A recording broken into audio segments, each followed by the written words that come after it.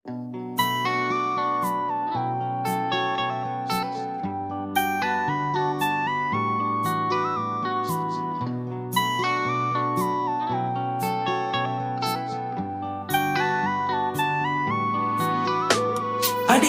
கண்மணியே, உனக்கு ஒன்னும் தெரியாதா?